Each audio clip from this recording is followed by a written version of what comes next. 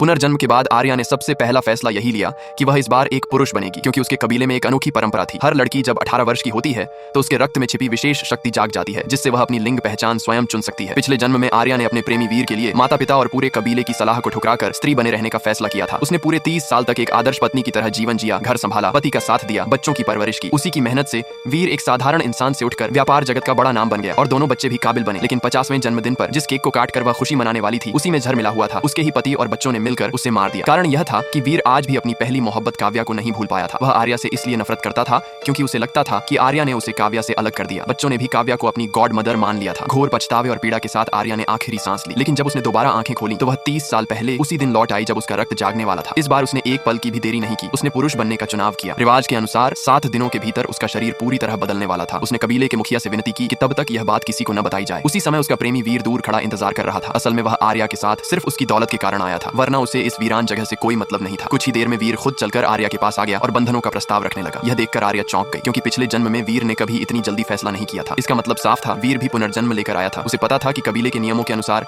एक बार बंधन बन गया तो जीवन भर तोड़ा नहीं जा सकता। वीर की जल्दबाजी देख आर्या मुस्कुराई और बिना झिझक हामी भर दी। कबीले के मुखिया दोनों को मंदिर ले गए। बंधनों से पहले उन्होंने वीर से कई बार पूछा कि क्या वह सच में तैयार है। वीर ने जरा भी संकोच नहीं दिखाया। आखिरकार मुखिया ने दोनों के बाल अग्नि में डाल दिए। उसी पल आर्या के होंठों पर एक हल्की सी मुस्कान उभरी, क्योंकि जो बंधन बना था वह विवाह का नहीं बल्कि शाप का था। अगले ही दिन वीर अकड़ के साथ आर्या के माता पिता के पास पहुंचा और सीधा हुक्म दिया कि आर्या की सारी संपत्ति उसके नाम कर दी जाए। माता पिता आग बबूला हो गए, लेकिन वीर ने उन्हें चेतावनी दी, हम बंधन में बंध चुके हैं। नियमों के कारण माता पिता कुछ नहीं कर सके। उनकी आंखों के सामने आर्या ने 16 मकान, 70 दुकानें और 6 अरब की जमा पूंजी सब कुछ वीर के नाम कर दिया। जैसे ही आखिरी दस्तावेज पर हस्ताक्षर हुए, वीर की बांह पर सांप की घंटी जैसा एक निशान उभर आया। वह घबरा गया। आर्या ने शांत स्वर में कहा, डरने की जरूरत नहीं, जब 3 निशान पूरे होंगे तभी बंधन पूरी तरह सक्रिय होगा। निश्चिंत होकर वीर पैसा लेकर ऐश करने निकल गया। 2 दिन बाद वीर अचानक आर्या को जबरन अस्पताल ले गया। वजह थी